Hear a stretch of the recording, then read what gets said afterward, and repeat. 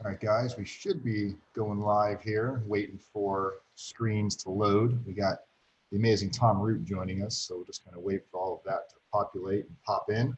We should be going live here, waiting for screens to load. We got the amazing Tom Root joining us, so we'll just kind of wait for all of that to populate, pop in. We should be going live here, waiting for screens to load. We got the amazing Tom Root joining us, so we'll just kind of wait for all of that populate, pop in. Should be going live here. Wait for screens to load. I don't know where that's. Should be going live here. Wait for screens to load.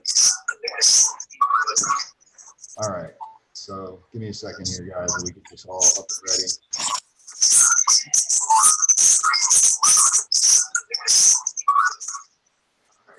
So give me a second here, guys, and we get this all up and ready.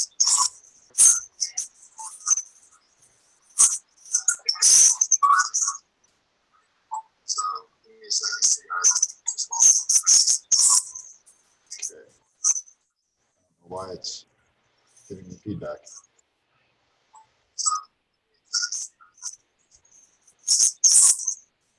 Well, anyway, Tom, you can hear me okay? Are you hearing feedback on your side? I'm just hearing the feedback through your audio. What's that? But I'm hearing feedback, yeah. Well, anyway, Tom, can you hear me okay? I don't know where it's coming from. It's not on the screen. Feedback through your audio. Oh, wow. What's that? But I'm hearing feedback, yeah.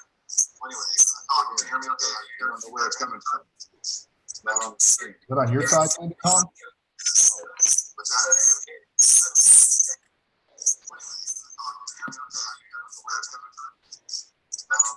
On your side, Tom?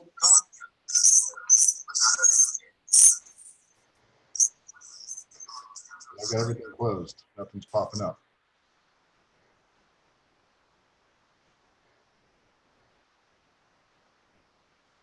All right, how's that? Is that better?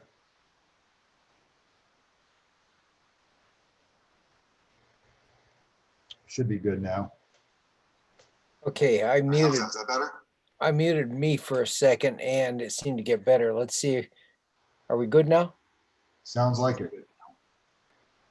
Okay, I muted me for. All you got to do is mute your mic. So just the sound. Are you logged into YouTube? Is that why?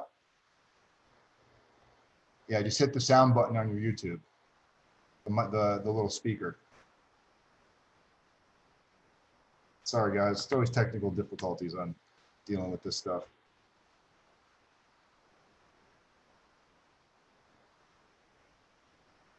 So we're going to be talking today about some pretty important stuff here. So bear with us for a few minutes while we get all this figured out. Let's try that. How's that look? All right, I think we got it. Yep, we got it. All right, who's in the room? Guys, welcome, welcome. Take a minute if you haven't done so. Go ahead and make sure you subscribe to the channel. Let us know what you're thinking. Post your questions in here. Today, we're going to be talking about the differences. We're going to be talking about sentence reduction, the difference between that, compassionate release, and CARES Act. And of course, you can see we've got Tom Root with us, who's going to be answering a lot of your questions. So happy Saturday to everybody. It's about 1 o'clock. We're actually started on time. That's why we started a little bit early to kind of get through some of the bugs with work and the technology. Forgot my sound guy at home. So Tom, tell us a little bit. Tell everybody who doesn't know who you are, why we consider you an expert in the industry, and what we're going to be discussing today a little bit. Well, I don't know why anyone considers me an expert, except when you haven't done this, or when it hasn't been around for very long, you don't have to do much of it before you've done as much as anybody else. And compassionate release is pretty much a new animal. It's been around for 30 some years, but until the First Step Act in December of 2018, nobody could file under for compassionate release except for the BOP filing on your behalf. So no one gained any expertise in it. Now, we've done a few since the law changed, and defendants can file themselves, and it doesn't take too much before you've done it. And I never called myself an expert. Dan, you've called me an expert, but I just think about Mark Twain saying an expert's just a guy from out of town. So consider me a guy from out of town. So right now there's every time, so we probably speak to, I would say, anywhere from 7 to 15 people a week with Tom Root. Everybody right now is interested in what they can do to either for a loved one, trying to get them through through COVID-19. People are potentially getting sick in prison. We're getting calls on a regular basis. People are scheduling appointments with you, Tom, and they all have a lot of questions, and they seem to be a little confused with what the actual difference is between compassionate release, CARES Act, the actual terms. So if you can kind of break it down a little bit for individuals, so they know what the differences are, so they can actually educate themselves if they are going to try to go directly to the BOP or the courts and do this themselves. What is some information that you'd want people to know? Okay, the goal here is to get out, or at minimum get home on home confinement, so that when COVID-19 comes through your unit at prison, you're no longer there. That's the goal. We have really only had one way to do it up until recently, and that was sentence reduction. Now, I've even had people say, okay, what's the difference between sentence reduction and compassionate release? There is no difference. Compassionate release is just the shorthand used for the sentence reduction motion. All of that is under a section of the code, Title 18 U.S. Code, which is the criminal code, Section 3582. That's all about sentencing. That gives the courts power to sentence and tells under what circumstances courts can change sentences. There is, under 3582, a sentence reduction motion. The BOP has always called that compassionate release, and that's pretty much the accepted shorthand. I mean, if I ask you for a tissue, you know what I want. If I ask you for a Kleenex, you still know what I want. It's the same thing. So compassionate release is Kleenex, sentence reduction is tissue. Now, at the end of March, when Congress decided to give us $2 trillion to try to clean up the mess that the shutdown was causing, it inserted a provision in the CARES Act about home confinement. The BOP has always been able to send people to home confinement. It's just up until the end of March, BOP could only send someone to home confinement for 10% of the sentence up to 6 months. You got a 36-month sentence, you could have 3.6 months on home confinement at the very end. You have a 60-month sentence, you have 6 months. Have a 120-month sentence, you're still kept at 6 months. That was home confinement. Congress in the CARES Act said that during a time of a national emergency, as declared by the president, that's what we have with COVID-19, the BOP is able to send anyone to home confinement at any time. Essentially, they're designating your house as the prison at which you will serve your sentence. Now, that means that someone could walk in the door and the day they get there with 20 years left could be sent home. Now, practically speaking, that's not going to happen. It's not going to happen because the Attorney General told the BOP that it had to follow certain standards in sending people to home confinement, and the BOP that added some of its own. We'll get there in a second. But remember, CARES Act, it's the BOP's game. The BOP is sending you to home confinement. The BOP does it according to its standards. We've had people ask us if we can file an application for them for the CARES Act. There is no application. If you try to file an application, they'll give it back to you. If a loved one calls and says, how can he get in the list? They're going to say, he can't get on the list. The list is generated by the BOP at region and sent to each institution. I'll give you a list of 300-400 people that the computer says might be eligible for CARES Act. The BOP works through those, and locally they'll decide, well, this guy can't do it for reason A, reason B, reason C. And they end up with a net number. A number of people have gone to home confinement since the end of March. The BOP says home confinement's up 85%. So they're looking at right about 1,800, 2,000 extra people sent to home confinement. That's all CARES Act. Now, compassionate release, different animal. The BOP doesn't decide compassionate release. The judge decides compassionate release. I like compassionate release for a couple reasons. Primarily, it's like the old Christian admonition, what the Lord giveth, the Lord taketh away. The BOP is assigning people to home confinement. I am not sure what is going to stop the BOP down the road from changing your designation and bringing you back. Conceivably, if somebody screws up on home confinement, obviously they get sent back. But So somebody's actually gets sent to home confinement through the CARES Act, and then once all of this is over, you're saying potentially the BOP could say, "Hey, the prison's safe again. Come on back." I'm not saying that. What I'm saying is there's nothing in the act that prevents the BOP from changing that designation back. Gotcha. I'm not saying it's going to happen, but I wouldn't bet the farm on the BOP being reasonable, rational, and at all compassionate.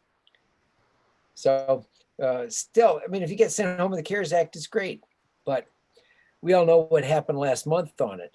You know, the Attorney General said, these are the standards. You can't have a violent crime. You can't have a sex crime. You can't have a shot or a disciplinary report in the last 12 months. And goes through this list. And all these people who thought they qualified. I had a case where this woman was going home. She went into quarantine. The BOP required quarantine for 2 weeks before he went home. She was in quarantine for 12 days. On the 12th day, the case manager came over and said, made a mistake. You were not going home after all. And I mean, there are tales of people who were actually walking out the door and they were stopped because the BOP decided on its own that in addition to what the Attorney General said the standards were, BOP was going to add its own standard, which is you had to do 50% of your sentence, had to have 50% behind you. There was a hue and cry. The DOJ said, no, that's not a standard. And the BOP said, okay, it's not really a standard. It's a priority. Same effect. All these people who thought they were going suddenly weren't going. And there was a hue and cry over it. The BOP now says that if you have to do 50% of your sentence or 25% of your sentence if you have less than 18 months left. So I've got somebody with a 10-month sentence. She just completed about a week ago, she hit her 25% level and they're now processing her to go home. That's the CARES Act. And, we don't really need to talk anymore about the CARES Act because it's like the weather. We can talk about it, but we can't do anything about it. Well, just to touch though, so if people are not sure how they should best position themselves, because also part of the CARES Act is they say they want you to have like a game plan when you're going home, like a release plan. What if somebody were to call us up and say, hey, I'm trying to find out if my loved one is going to be sent home or what the protocol is. What are some of the services that we would provide somebody? Because obviously, to be clear, Tom is no longer an attorney. We're not here to give any kind of legal advice or tell your attorney they're right or wrong. Tom is able to navigate through this just because even though this is all brand new, he's been working and helping individuals on the backside for compassionate release for about how long now, Tom? Well, how long has it been? Since December 2018. My first guy walked in the door in January 2019. So it's been about 16 months. Okay. So you've been doing this about a year and a half, give or take. And it's real clear that what you're doing is you're not acting as their attorney. You're not going to be representing them in court.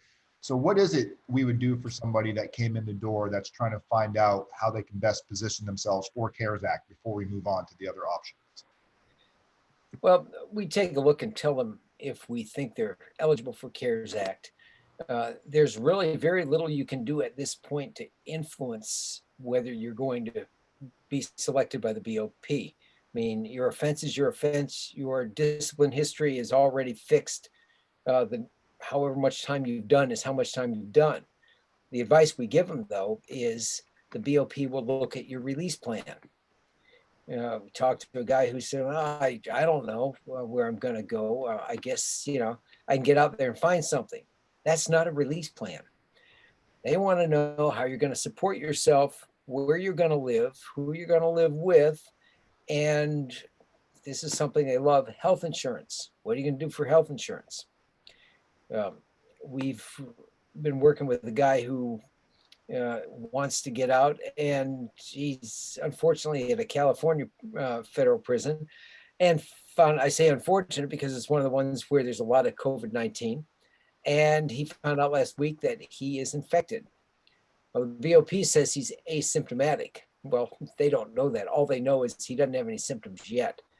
But we had to change the advice we gave on what they ought to be looking at for release plan. Not only did we need to know where he was going to live, I wanted to know what his plans were for isolating himself, who else was going to be around, and how we kept them away, whether that other person had medical vulnerabilities, it was elderly, health insurance, and where he was going to get treated for the COVID-19.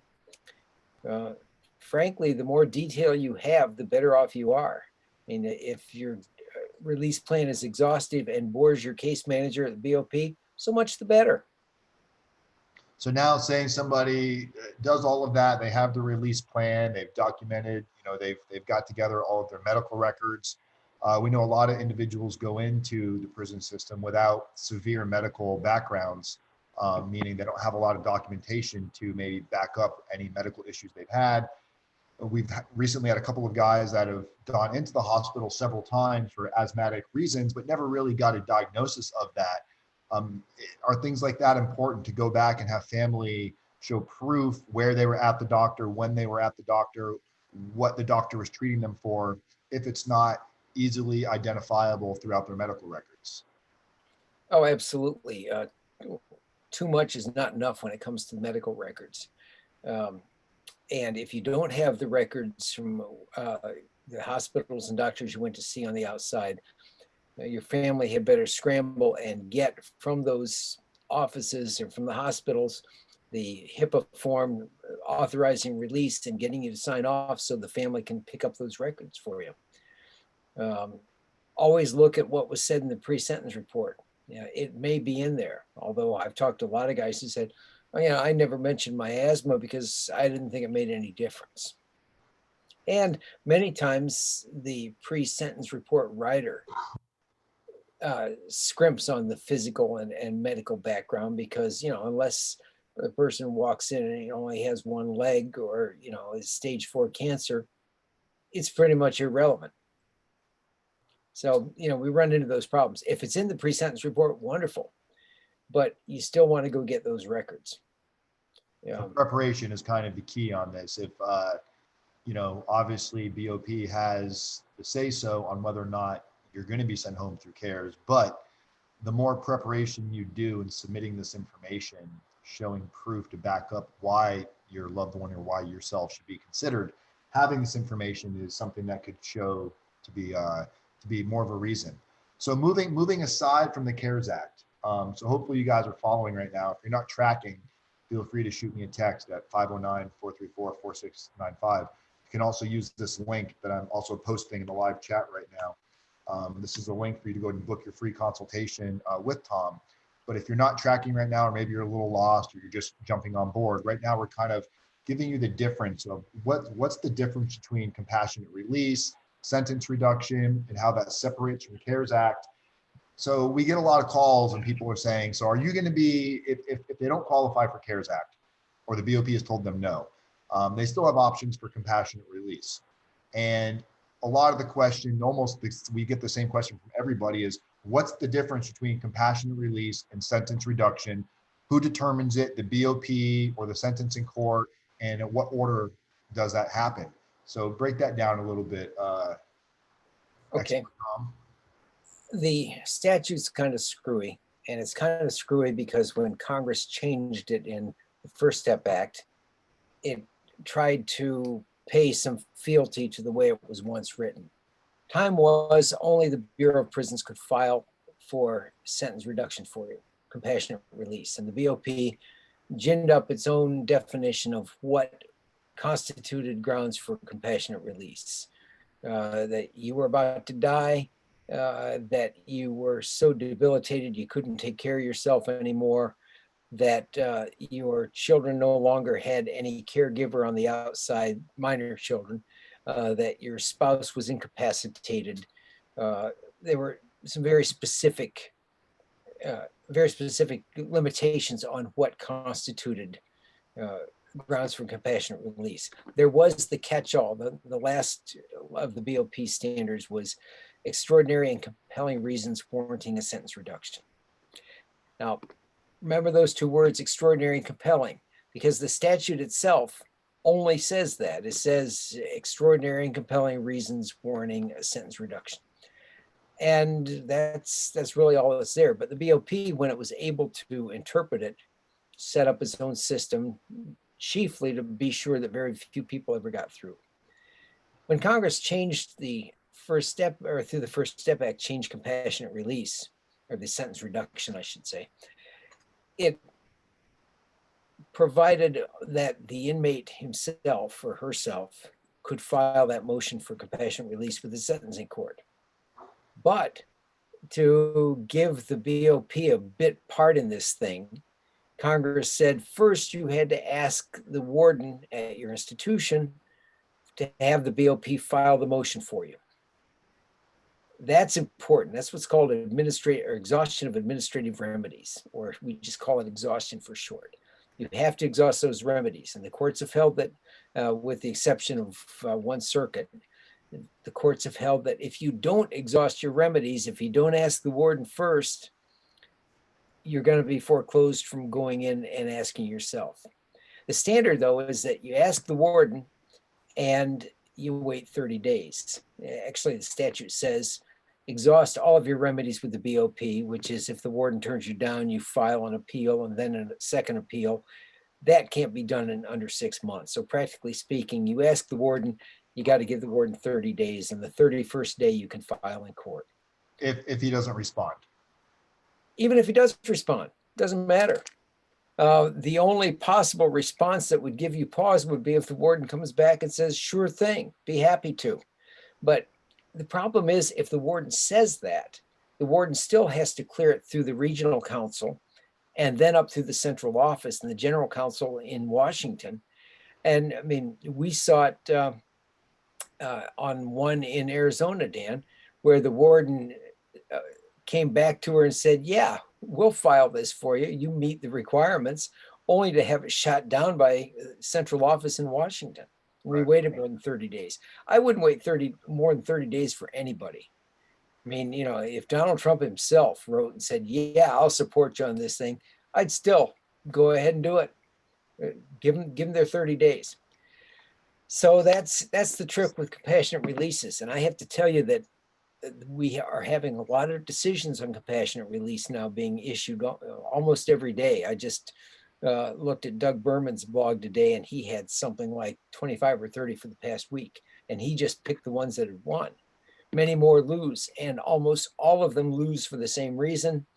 The courts hold that they have not exhausted their remedies with the BOP. That is, they didn't ask the warden and didn't wait 30 days. It's a silly exhaustion requirement, but Congress threw it in kind of as a sop to the BOP, and that's what we've got. So what has been the approach that we've been trying to take with the individuals that we're trying to assist with the preparation for this? Well, first thing we do is get them to ask the warden, put the request in, put it in a way that they've got some kind of a time stamp, a date stamp. I've had them send the request out to the family, and the family then sends it in certified return receipt. Individuals file cop-outs to their unit team. Cop-out, for those of you who aren't in yet, is a request for some kind of inmate relief on a form that you file with the team. File them, and they do it electronically, and you get a stamp in the computer, BOP computer, as to when it was filed. I have seen cases where the BOP has said, you didn't wait your 30 days. Well, one the other day I saw, guy filed it on April 9th, and on April 17th, the piece of paper got to the warden's office and had received warden's office April 17th. And the government was arguing that, well, it started the day the warden received it. But the courts have held that they're not going to let BOP play games like that. It is the date the inmate submits it. I've always preferred having the inmate send it signed back out so it can be sent certified or, with a US postal tracking number so we can prove the day it got to the institution. So if we're asking a client and we're assisting them with what type of information they should be submitting, once they submit this to the BOP, how long are we typically having our clients wait before they reach out to the sentencing court? Well, we start the preparation right away. I've had a few cases where we have actually filed it with 7 to 10 days left before the 30 days are up, arguing that if the government comes in and said you filed it early, that doesn't matter because the 30 days have already gone past. So, we're good with it. So nothing's saying that it can't be submitted. They're just saying that the BOP needs the 30 days to respond. And even though the courts had it prior to the 30 days, at that point, the court can respond almost immediately on day number 30. Yeah, I have yet to see a court turn us down on that basis. But I will tell you too that I'm a strong believer in never digging up any more snakes than you can kill. And if you can afford to wait the 30 days, you ought to. Now, I'll tell you where I don't wait 30 days. When somebody comes in, I had a guy the other day, he's in Texas, but when he gave me his case information, he was convicted in the Southern District of New York. Southern and Eastern Districts of New York, District of Connecticut, all these districts in the Second Circuit have taken the view that that 30-day period in the statute can be waived. It can be waived, they say, when it's futile to ask the BOP, even just because COVID-19 is a pandemic that has no comparison in recent history. And every day you wait, potential death sentence. So basically, in that situation, you can skip going to the BOP and you can go directly to the sentencing court? Well, if you're in the Second Circuit, you can. Okay. I can tell you the other circuits have taken the view. One court in Oregon went the other way. I'm sorry, Eastern District of Washington went the other way and said you could waive it. But all the other Ninth Circuit courts say you cannot. Fifth Circuit, that's Texas, Louisiana, Mississippi. One court in Southern District of Texas said you can waive it, but we don't have any guidance there. And if they're not in the Second Circuit, I think it's quite likely that it's not going to get waived.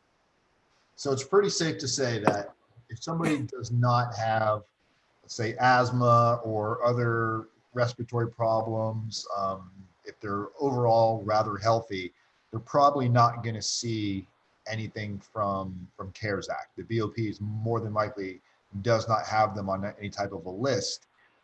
Is there an opportunity for individuals to still potentially take advantage of a compassionate release situation where they can still do the rest of their time on home confinement, not through the BOP, but directly through the court, for the situation of even if you're not sick with it or you don't have issues from it, you're still there potentially catching it, spreading it.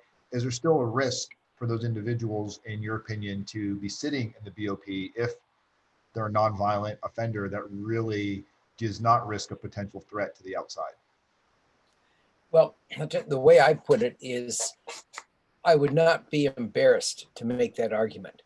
The COVID-19 stats show that people who are getting it, getting very sick and needing ICU or dying, 22% of them, I think, are perfectly healthy. So,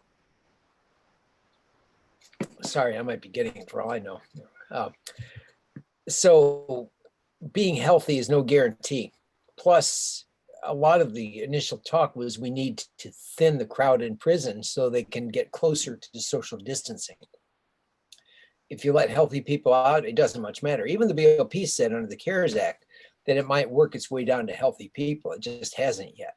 Whether it will, I don't know, but it hasn't been ruled out. So we're seeing right now throughout the media, throughout the public, we're seeing almost every mayor coming on TV talking about reopening. We're seeing a lot of restaurants starting to open back up. Here in Palm Beach County, we're seeing things open back up. I'm sure people right now are thinking, oh my God, my loved one has no shot at going home because the country is as we speak, it's reopening. How fast do we see the BOP actually getting this under control versus the reality of what the general public is doing in open air, where you're not locked in a confined area without proper sanitation? Well, let's talk numbers. Today's the 9th of May.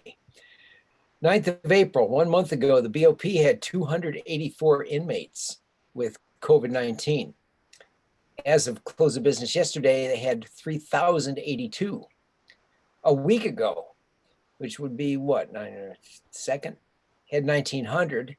So we've added well over 1,000 in a week. You know, they're talking about those exponential curves that sort of start here, and BOP looks like a skyrocket. They are nowhere near getting this thing under control. The curve is not flattening, the curve is accelerating. Now, in fairness to BOP, one of the reasons it's accelerating is because they finally figured out they need to actually test people. Now, BOP's idea is we take your temperature a few times a day with the temperature gun. If you didn't have a temperature, you didn't have COVID-19. Well, now Los Angeles County let the BOP borrow a bunch of tests to run in Terminal Island when they had something like, I want to say they had like 26 guys with COVID-19. Number within 3 days shot up to 620. So a lot of people are sick and they don't know it. As you may know, we received what, about half a dozen calls just from individuals from Terminal Island alone last week from family members, just because of the overwhelming of COVID-19 in that prison. Oh yeah, they're very upset. In fact, we had one who wanted to look at compassionate release. Within a few days, found out that person had tested positive for COVID-19. And there's still a great argument for release to be made, but it changed a bit because now we've got a guy who's actually gotten sick because the BOP has not, in fact, cannot practice the kinds of hygiene and social distancing that the CDC expects of people. So, and the quarantining phase doesn't even seem that practical. It seems more of like just a false security of creating the idea that they're quarantining people, because unless they're quarantining them by themselves, which I imagine most of these places, from what we've been told, they're quarantining them in either units or they're moving them to different areas. So when you've got somebody that you're quarantining for 14 days and you're releasing people on day 14, but throughout that entire 14 days, you've got people leaving, people coming in, there's no real way to know if you're sending it back out or if you're bringing it in too soon. So it seems like an impossible ability for them to actually monitor this, control this the way they can do it in the free world. There are lawsuits against the BOP at several locations. Massachusetts, the ACLU brought one over the medical center at Devon's. Danbury, Connecticut, there's one in federal court in Connecticut. Both the Brooklyn and Manhattan federal high-rise prisons are being monitored by the judges there because of lawsuits. Elkton in Ohio. And the experts, one common thread is the plaintiffs are bringing in these epidemiological experts. They're all saying that you cannot quarantine the way the BOP is quarantining. It just doesn't work. And you cannot, we can't trust the BOP's count. I gave it to you yesterday. It was 3,082 as of 4 o'clock. That is a gross undercount. All the experts in all these proceedings are saying that, but we don't know what the real count is until we have complete testing. It's going to stay that way. And I mean, there is no court yet that has said COVID-19 is not a risk. The government is still trying in a lot of proceedings saying But we have a great plan. We have all these phases. BOP's doing this, has got it under control, but fewer and fewer courts are believing that because the numbers, even though they're an undercount, are pretty ugly. And by the way, as of yesterday, 45 federal inmates have died of it. And that number goes up at the rate, well, let's see, it was 37 a week ago. 2 weeks ago, we were something on the order of 27, and just, we're 1 or 2 a day. 1 or 2 a day. So it's even almost like 10 a week almost that it's hitting at right now. Yeah. So somebody that is watching this right now, that is curious to, I can only imagine. I thank God every day that when I went through my prison experience, that it wasn't during this, for many reasons. One, getting sick. Two, the lockdown situation, the pure boredom some of these individuals must be going through, and the fear that the families are dealing with. A lot of these families, the spouses on the outside, a lot of them are in the healthcare field, where now the schools are shut down, their kids are at home. These moms have to go to work. They can't, it's not like they're on leave. Their work is picked up. Is that potential for somebody that's looking at a potential compassionate release? Does childcare play a role at all in this? Well, the thing we have to remember about compassionate release is that what is extraordinary and compelling under the statute is being defined by the sentencing judge. So yeah, it could well be. It depends on the sentencing judge. Some judges aren't going to be moved on by that. Other judges are going to say, yeah, that's a real problem, and it's going to continue to be a problem for the foreseeable future. It would depend. Now, if you had a guy who was due to get out, say, in November, after, say, 60 months, and he wanted out earlier because of the mom working and losing health care. I saw one case where family had helped with healthcare, but they were both elderly and they were both afraid of COVID-19 and they weren't leaving the house. Yeah, a judge could easily agree with that. On the other hand, you have a guy who's down to his last 10 years and he wants 120 months off. Judge probably isn't going to go for it. Right.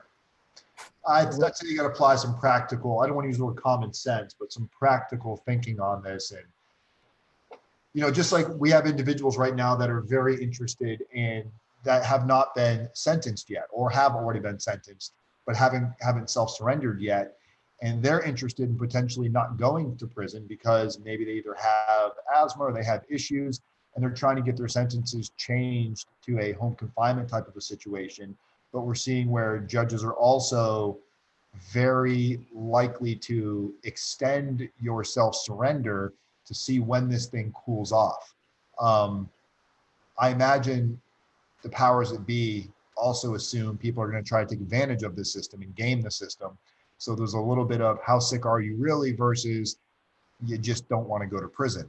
So how do we balance that? How do we best position somebody that if that is the case, if we have somebody that's not sentenced yet or is getting ready to self-surrender, but truly does have some serious issues going on with either asthma or other respiratory problems, how can we potentially position them to serve their sentence on home confinement versus the judge just saying, well, all I'm going to do is extend your self-surrender. I'm not giving you home confinement. Well, what I would recommend to those folks to have as much of a chance as possible would be first exhaustive medical records. It's got to be more than just, oh yeah, I said in my pre-sentence report I had these problems. It looks to me from reading a lot of these cases that many of the successful folks have more than one problem. Like I had one with just asthma, but another one with asthma and COPD. And I had a guy with asthma, COPD. He had one lung taken out for cancer, so he was down to one lung. And he had terrible arthritis and took immune suppression drugs to control that. I mean, this guy rings all the bells. He's still in process.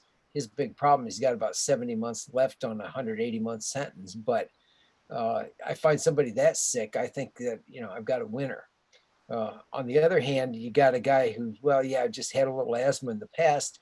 It's going to be tough. There are a lot of moving parts in these things.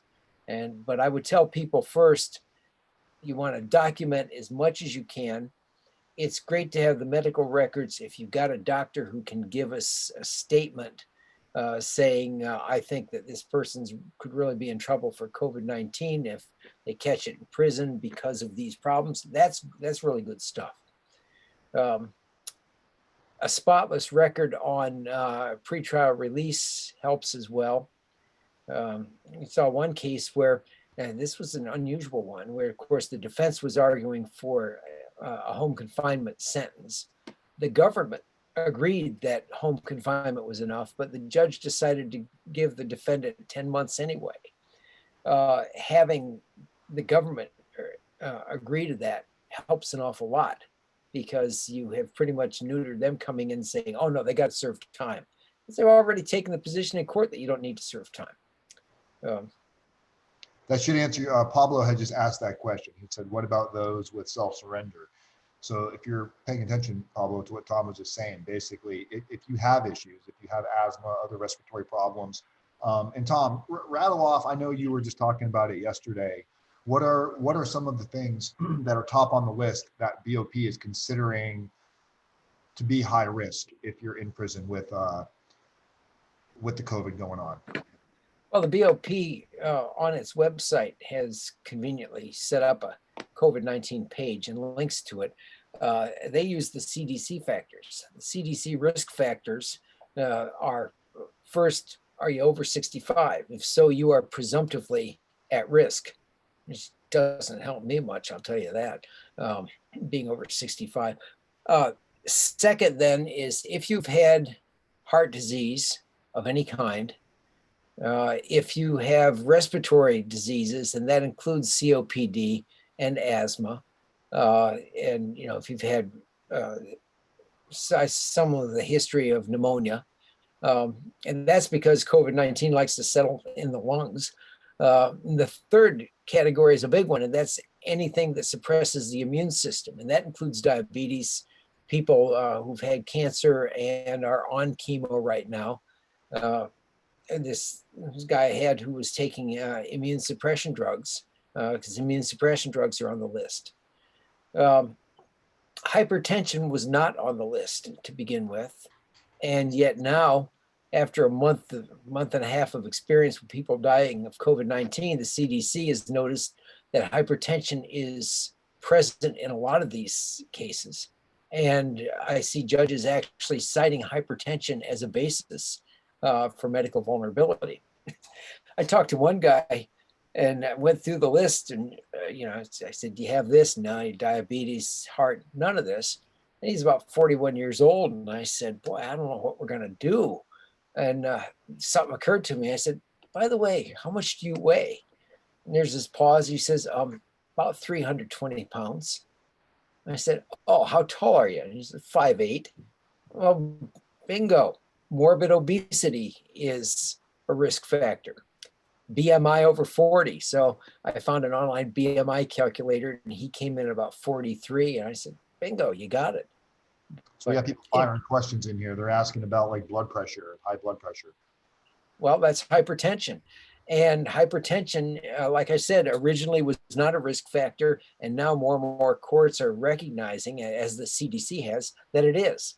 Clear, Tom's not a medical doctor. He's not giving you medical advice either. He's giving you information that's directly on the BOP's website that pulled it from the CDC. Yeah. And, if the CDC said that athlete's foot was on the list, I'd tell you that, but only because it's on the list. I have no idea whether it makes things better for worse for COVID-19 or not. So we've got a few people in here now that are booking consultations. I've already seen a few of them come through on the calendar. During these consultations with these individuals, what are some things you would like them to, if they have the ability to have during the call, Tom, for you to best determine whether or not it's somebody that we can assist or not?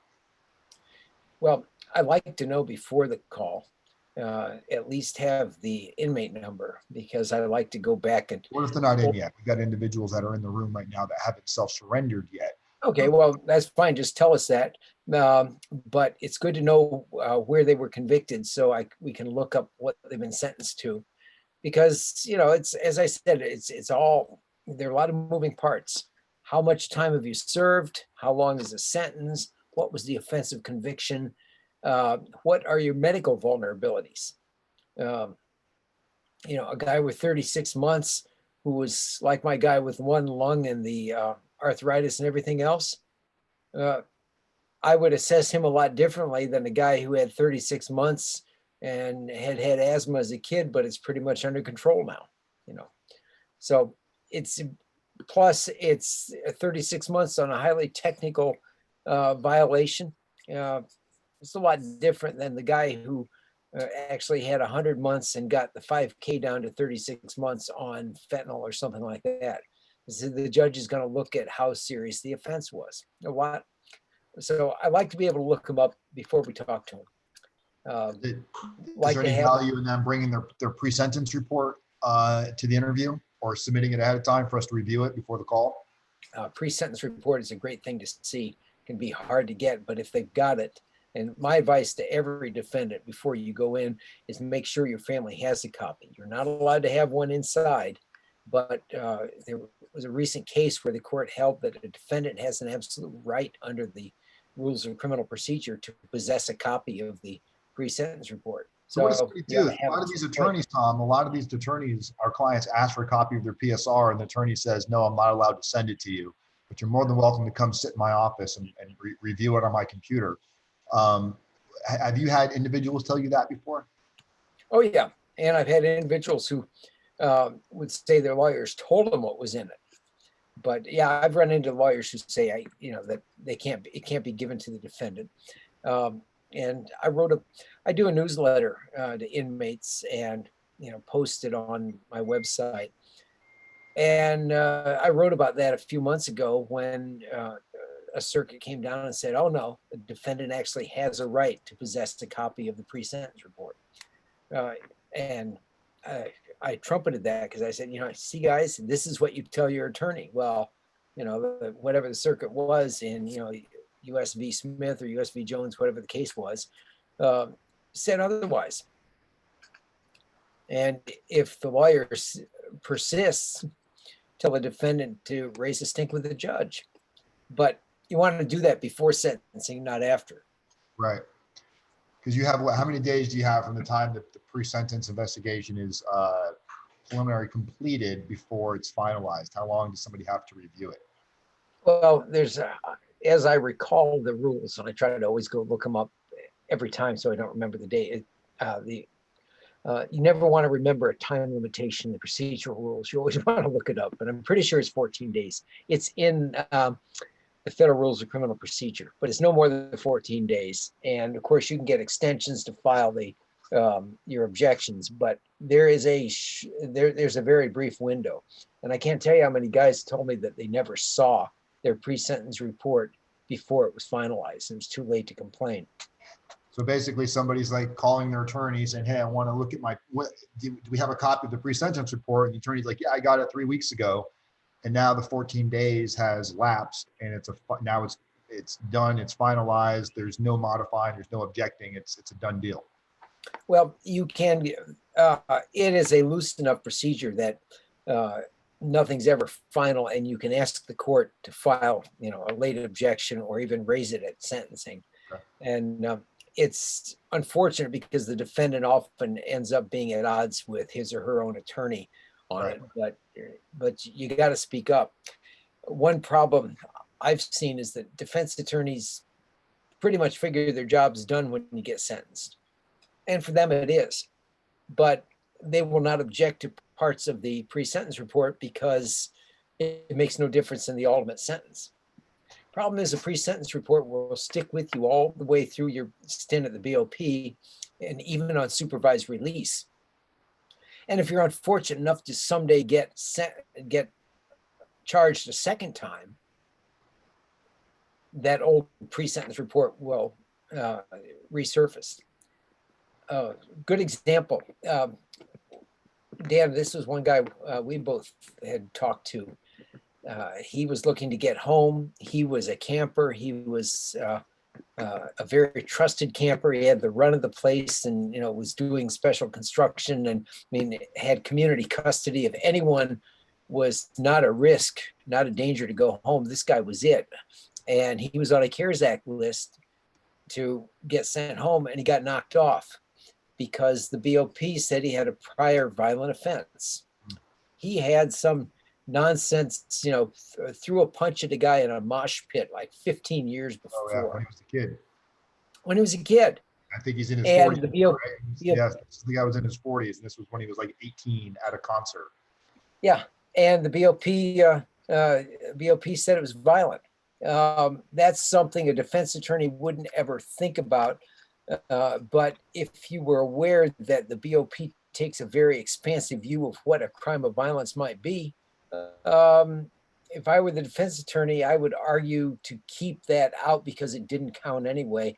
You might not be successful, but at least you need to make the effort. And it often happens to judges, or with judges too. They don't understand how the BOP will pound you over the head with what's in the pre-sentence report. And if you tell them that, many times they'll say, yeah, well, that doesn't need to be there. They'll take it out.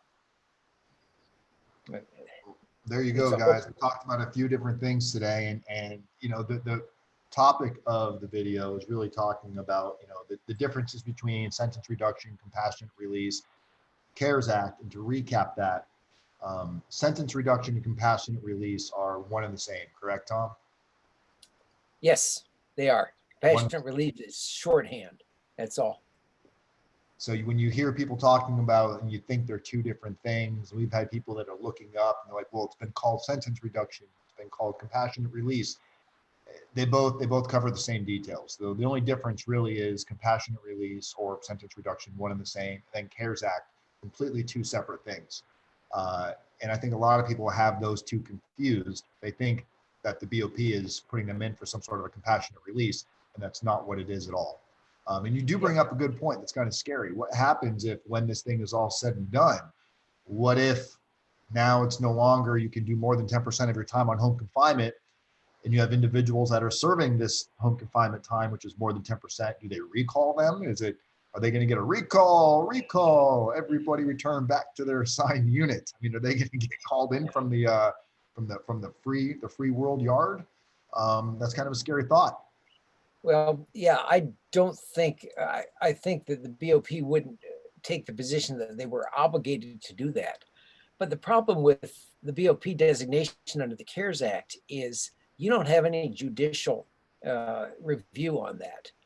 That is exempt. Where the BOP designates you is exempt from judicial review. And this particular change in the law falls in a section, it falls under 18 USC 3624.